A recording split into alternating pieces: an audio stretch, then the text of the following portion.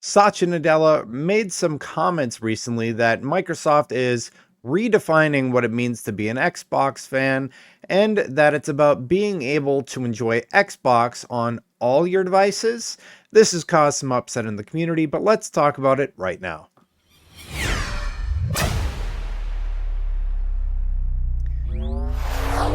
So, long story short, if you have been following the comments from Satya Nadella and Microsoft executives about where Xbox is going, this should come as no surprise to you, as having your Xbox game available on all devices is something that Microsoft has been talking about since the FTC trial. So, just to reference that really quick, if it was up to me, I would love to get rid of the entire exclusives on consoles, but that's not for me to define, especially as a low player in the console market. The dominant player there, Sony, has defined market competition using exclusives, so that's the world we live in.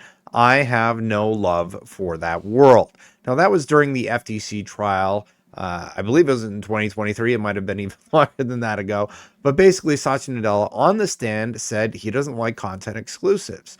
And as time has gone on, they have made it very, very clear that they don't necessarily plan to go that route. I'm going to be listening to some audio with y'all as we play it back. So I'm going to put on the fancy pants headphones. Let's go over to this post. Tom Warren clipped it out, and let's listen to what Satya Nadella said in this most recent earnings call. And the love for gaming. If I think about it, right, we chose the secular growth category in entertainment, which we think is gaming, and said, let's double down on it. And it's been a passion for Microsoft ever since. In fact, I think Flight Simulator launched before Windows or Office even. And so it's like one of the longest franchises in this company. And so we said, let's take that joy of gaming everywhere, and that's why even these ads with Xbox now, where we are redefining what it means to be an Xbox fan, it's about being able to enjoy Xbox on all your devices. So our strategy with Activision content now is in full force. We feel fantastic about the progress we've made, and more importantly, I think on long term, as a company, we can bring the best of AI innovation, cloud innovation, console innovation, PC innovation to build the best games that can be enjoyed by gamers everywhere. Now, when you start talking about gamers everywhere and people being able to play things on whatever platform they want to, understandably, some fans out there take that as it's all over for Xbox, it's done, exclusives are coming everywhere, especially after some comments from Jez Corden, who is basically saying that all Xbox games are going to be coming to PlayStation, likely with some sort of exclusivity window, and things are going to be changing very soon. Satya Nadella, not that long ago, did say they would still have exclusives for Xbox, but who knows what's going on over there and who knows where all this lands. I will say this, as a longtime Xbox fan, I do think that they are going to launch more and more games on the PlayStation brand, as they have seen huge success with Sea of Thieves, Call of Duty, and basically everything they release on other platforms. Now, what that means for the console future, we're going to have to cover it and talk about it as it happens. But I am not all that concerned. And this is something that they have been talking about for a long time.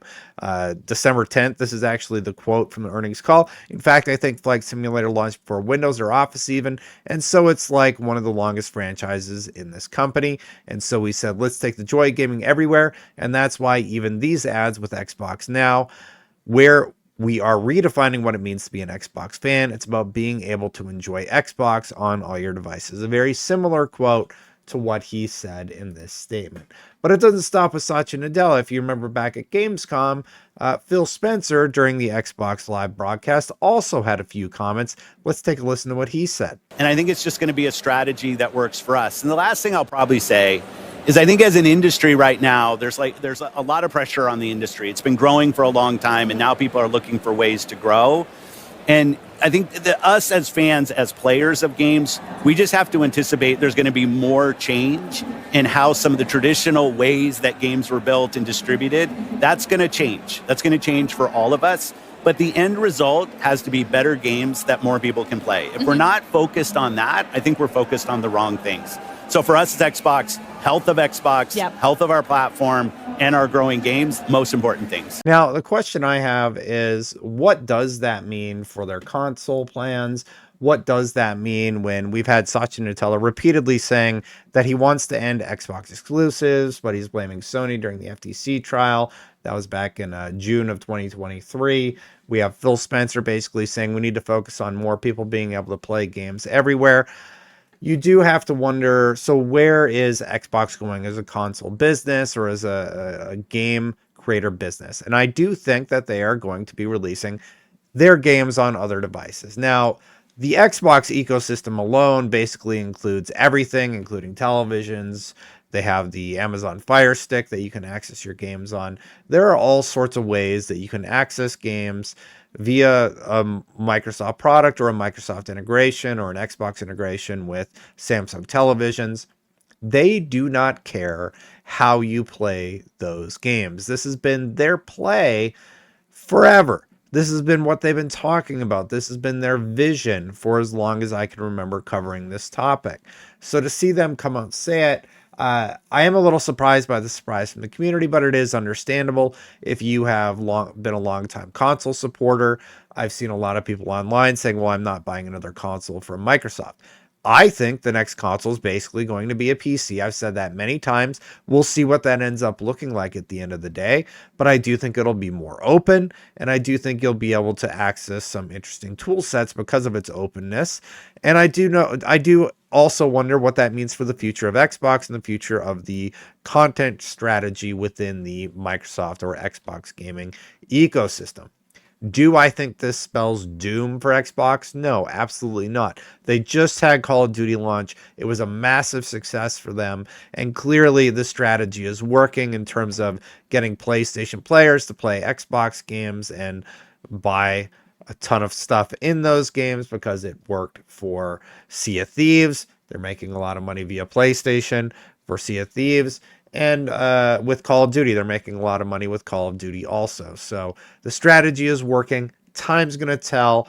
I'm going to continue to cover the story as things come along. But honestly, if they did start saying that more exclusives are going to come to the other platform, at this point, I think as fans, we should know that's coming. They've been setting up this expectation with fans for a year now. And of course, we'll react to each story as it comes. But like if they announced this holiday season that Halo would be coming to PlayStation, I wouldn't even be surprised at this point. Clearly, the strategy was to get Game Pass everywhere. Now, if it was accessing Halo via Game Pass, which is something that we talked about on the channel, I do wonder if people would be a little bit less upset about that because you would still have to get in through the Xbox Game Pass ecosystem. But now things have changed, and it does seem like they're going to be launching Indiana Jones on PlayStation. And I think it's great. More gamers are going to get to play more games. I do wonder what that means in terms of sales for their next platform, whatever that ends up being, whatever their next handheld ends up being. And yeah, I suppose that it just is what it is at this point. They've said it. This is like the fourth time they've mentioned it coming to other places. I would just buckle up because it does seem like that's the route things are going. Thank you so much for watching, everybody. I want to talk about this story. That's what he said. Hit that subscribe button, hit that bell to know when this content goes, know when my content goes live. Obviously, I'm still fighting off my cold. I'm working on it, but I want to get this video done. This is a big story. We need to talk about it. Thank you so much to the members for supporting. Do need to update this list. We'll do so right after I record this video. Thank you so much to all the members who support. I greatly appreciate it. And if you want to see my reaction to that most recent Witcher trailer, which I really, really liked, you can go check it out right here. I'm going to get out of here. I'll see you for the next one. Bye for now, everybody.